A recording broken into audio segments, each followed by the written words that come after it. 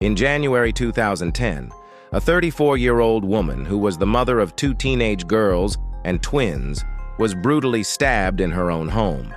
The stab wounds were so intense and deep that this woman lost her life. The twins found their mother's body in the house, and when the detective and the police are faced with a huge amount of confusing clues, Nikki, the mother of the twins, was not a bad child since childhood. Everything changed from the year she entered high school. Nikki became friends with the wrong people and started using alcohol and drugs just like her mother. She continued this process until she was 17 years old and suddenly found out that she was pregnant.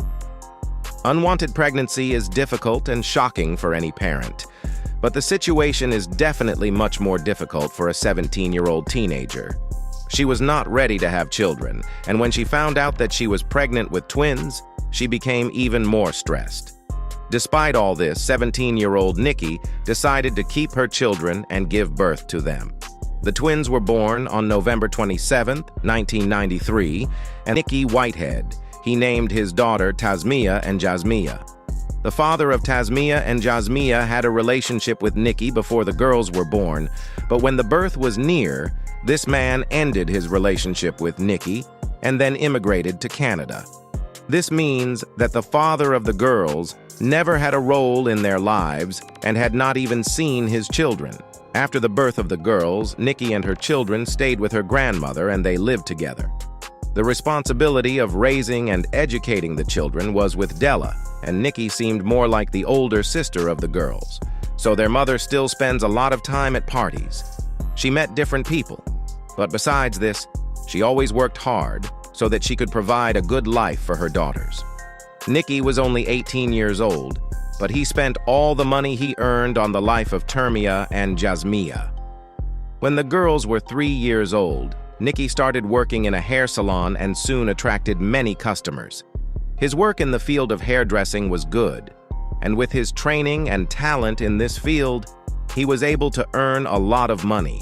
When Nikki went to work, Della took care of Tasmiyah and Jasmiyah. Della was more than 60 years old, but when she saw Nikki's efforts to improve her life and her daughters, she helped her in raising the twins. As Tasmiyah and Jasmiyah got older, Nikki's income increased and she managed to send her daughters to different classes. The twins went to music classes and played instruments, played tennis for exercise, were active in dance classes, and always got the best grades in school. When the girls were about 7 years old, Nikki met a 55-year-old man named Robert. Robert was about 3 decades older than Nikki, but these two people liked each other and started a relationship very soon. Robert was a truck driver and his house was about 30 minutes away from where Nikki lived. That's why this couple often saw each other late, and the situation was a little difficult for them. They are in love because they continued this relationship until 6 years later. Unfortunately, during these 6 years, Nikki did not play a big role in the lives of her daughters, because some days they spent all their free time with Robert, and the rest of the time she worked to earn money. This case caused him to distance himself from the twins to a considerable extent, and Tasmiyah and Jasmiyah no longer have the close relationship they used to have with their mother. After 6 years of serious relationship, Robert suggested to Nikki that they move to his house with the girls and start a family. Nikki accepted and was very happy, because she was in love with Robert and also knew that this way her daughters were going to have a better life. Nikki and Robert got engaged to each other. Robert's house was located in a safe town near Atlanta, and it was a good place. The crime rate in that area was low and in the whole place. It was much more suitable for raising 2 children. In short, Nikki was very excited to move and start her life together with Robert, but unfortunately, the girls did not agree with her. Tasmiyah and Jasmiyah loved Robert very much and enjoyed spending time with him. Robert had the same feelings for the twins, but the twins had no interest in moving. Tasmiyah and Jasmiyah did not want to be away from their friends, but their main reason was that they did not want to lose the freedom they had. During these 6 years, when Della was always alone, Della trusted the girls and believed everything these 2 young people told her. Tasmiyah and Jasmiyah abused this freedom and entered the wrong path while they were just older. They were friends with high school boys, They had relationships with people older than themselves, they smoked marijuana, they sneaked out of the house at night and drank alcohol. Unfortunately, due to Della's high age and Nikki's neglect, the condition of the girls reached Nikki's ears very late. Nikki found out that the twins' grades have dropped drastically. They don't show up in any of their non-curricular classes, they make friends with the wrong people, and they always smoke marijuana. In this situation, Nikki completely ignored the girls' feelings and opinions and forced them to move to Robert's house. Tasmia and Jasmia hated to leave the city and their friends, but in the end, there was nothing they could do, and they left Della's house with their mother. Nikki thought that the twins' behavior would improve over time, and they would accept the situation, but nothing improved. The girls became more uncontrollable day by day, and the situation went to the point where Nikki told Robert and one of her friends that she is afraid of Tasmia and Jasmia. She doesn't feel safe when she is alone with them, and she knows that soon the twins will turn violent. She was right. In June 2008, Nikki called 911 and reported that her daughters were attacking her and that she needed help. The police spoke to them, quite calmly and gently explaining that there was nothing wrong with their mother, saying that it was actually Nikki's fault that was bothering them. The police were surprised because the girls seemed so kind and innocent. The police officers also left Nikki's house, but one of the police officers was a little suspicious about the matter. A few minutes after leaving the house, he sat in the police car and waited to see if something suspicious happened or not, when there was still even 10 minutes. Shortly after the police left, Nikki Whitehead called 911 again and reported that her daughters jumped on her body, grabbed her, and then dragged her back and forth on the floor. Do good to harm. The police found out that these two 15-year-old girls are lying, and finally Tasmia and Jasmia were sent to the Juvenile Rehabilitation Center. A court was held for them, and finally the judge announced that it is better for the twins to return to their maternal grandmother. According to the order of the judge, Nikki regularly went to counseling sessions, and the girls were also supposed to go to a psychologist, but they did not attend any of the sessions. Jasmia and Tasmia's condition worsened day by day, until 2 years later, on January 5, 2010, they were again summoned to the Juvenile Rehabilitation Center because they did not attend any of their school classes. A court was held for them again, and in this court, the judge announced that due to Della's old age, this woman no longer has the authority to take care of the twins, and the custody of Jasmia and Tasmia was given to their mother. And these two 16-year-old girls got so angry after hearing the judge's verdict that the court session turned to physical violence after the verdict was announced to Nikki. "If I have to live with you again, I will kill you." The judge saw Jasmia's threats and the twins' behavior in court, and despite this, he announced that the girls should live with their mother for 2 weeks so that we can see what happens next. How did Nikki feel? He hoped that the girls were going to get it right. They were going to listen to him. They were going to return to normal life after counseling. But on the other hand, he was clearly afraid of Tasmia and Jasmia. The day the twins returned to Nikki and Robert's house, they had a party, but one of them. The room did not come out, and he left the house alone. The violent behavior of Tasmia and Jasmia started from the very first day. In the first week, Nikki told one of her friends that she thought Tasmia and Jasmia were possessed, meaning that these two behaved so violently that Nikki could not find any logical explanation for this amount of hatred and anger. On the night of January 12, 2010, Tasmia and Jasmia left the house and went to a party until 2 o'clock, and then returned home on the morning of January 13th. Nikki woke up the girls to go to school. But when the twins did not wake up, Nikki angrily yelled at them and said, "They are living in his house, and they have to respect the rules. It doesn't matter if they are hungover, they were out late last night, or anything else. They must go to school and attend classes." Jasmia and Tasmia woke up angrily and went to the kitchen and started yelling at their mother, and the fight became so intense that all three of them just yelled and shouted. According to Tasmiyah and Jasmiah's statements, Nicky was holding a frying pan in his hand, and in order to protect himself, he was waving this pan in the air towards the girls. The girls continued to shout until it calmed down a bit.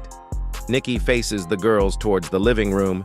He directed the house to be in a bigger space. Tasmiyah and Jasmiah went to the living room and Nicky followed them. Meanwhile, Tasmiyah distracted their mother by talking, and Jasmiah picked up a red porcelain vase and hit it hard on Nicky's head. The knife fell from Nicky's hand, and now he had no means to defend himself. The only thing he could do was to attack one of the twins. Jasmiah was closer to him, so he threw himself towards his 16-year-old daughter and bit her breasts. Jasmiah also started punching her mother, and meanwhile, Tasmiyah picked up the knife that had fallen from Nicky's hand from the ground and started stabbing her mother. He took the winner from the showcase. He put the medal around Nicky's neck to suffocate him. Nicky pushed Jasmiah while she was suffocating and was able to knock her daughter off her feet. While all three of them were tired, Nicky ran to the exit of the house to go to the neighbors and ask for help. It wasn't even 8 o'clock yet, and it was around 7:30 in the morning. Nicky rang the doorbell of the neighbor's house one after the other, but they were asleep, and at first they didn't hear the doorbell. The neighbor's dog started barking, and the neighbor woke up and came to the front door of the house to see who was ringing first thing in the morning. But when he opened the door, no one was seen behind the door. The two girls took Nicky from the living room to the bathroom and put her in the bathtub and opened the bathtub to fill it. The bath water turned red from Nicky's blood, and this woman was unable to pull herself out of the water. Nicky suffocated in the bathtub and lost her life. After the murder of Tasmiyah and Jasmiah, they took Nicky's handbag, knife, and frying pan and put them in plastic. Then they tried to clean the blood-red stains on the white carpet of the house with bleach. But they failed in the end and came to the conclusion that it is better to go to school until later. Make an excuse that they were not at home when their mother was killed. What they do seems stupid because they missed the bus and a few hours had passed since school started. The girls returned home from school in the afternoon and saw the situation exactly as they had left it. And that's when they realized what they were doing. A few hours later, a police car came near Nicky and Robert's house to deal with another report. The girls got scared when they saw the police car, and Jasmiah ran out of the house and went to the police officer, crying. Police officer went to her house with Jasmiah, and immediately after opening the door of the house, he could smell the strong smell of blood. The twins were taken to the hospital by ambulance to be checked. Then they were supposed to go to the police and make their statements. Several people from the medical staff claimed that on the way to the hospital, Tasmiyah bit his hand one after another. When I asked him why he does this, he said that he bites himself when he is anxious and this calms him down.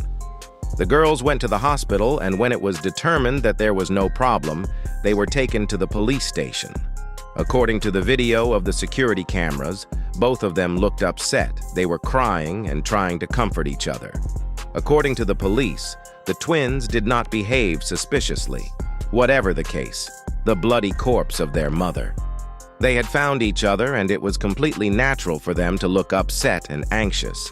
Despite the predominant smell of blood in Nicky's house, another smell was strongly felt, and it was the smell of bleach. By examining the blood stains on the carpet, the police found out that the killer tried to remove the blood with bleach, but his attempt was unsuccessful. Robert was not in the city at all. It was found that only the twins were left, and the police knew that sooner or later they would have to be interrogated. The girls did not take off their jackets and gloves during the few days they were inside the police station, which was strange. When the police officers interrogated the girls, they put them in separate rooms and told them to take off their jackets and gloves. The police noticed a knife cut on one of their hands, and he also saw the bite marks. The police suspected to a great extent that Tasmiyah and Jasmiah killed their mother, but they still did not have any specific evidence, so they separated the girls and sent them to their relatives' houses for further investigation. In the meantime, Nicky's autopsy report came, and the forensic doctor reported that between 50 and 80 stab wounds were inflicted on this woman's body, Some of these wounds were inflicted on Nikki's spinal cord, and this caused her to be unable to move. During the investigation, the police found 2 sets of bloody clothes from the girls that were thrown into the washing machine, and a pair of brown boots that belonged to one of the twins could be seen inside the house. A significant amount of Nikki's hair was on these boots. With all these documents, Jasmia and Tasmia were arrested on May 21, 2010, about 4 months after their mother's murder. It took about 4 years to form the court for the twins. These 2 people waited until the age of 20 to set up a court. They separated Jasmia and Tasmia from each other and sent them to 2 separate rehabilitation centers from the age of 16 to 17. After a year of separation, Tasmia announced that she accepted the police proposal that she declare him guilty. Jasmia still wanted to appear innocent in court, but the police explained to him that he would be sentenced to life imprisonment in any case. If he wants to live outside of prison one day and taste freedom, he can define everything and consider himself guilty. 2 separate trials were held for Jasmia Whitehead and Tasmia Whitehead. Both of them were sentenced to 30 years in prison with the possibility of parole. Prisoners can apply in May 2025. If their request for parole is never accepted, these 2 youths, who killed their mother at the age of 16, will remain in prison until the age of 46.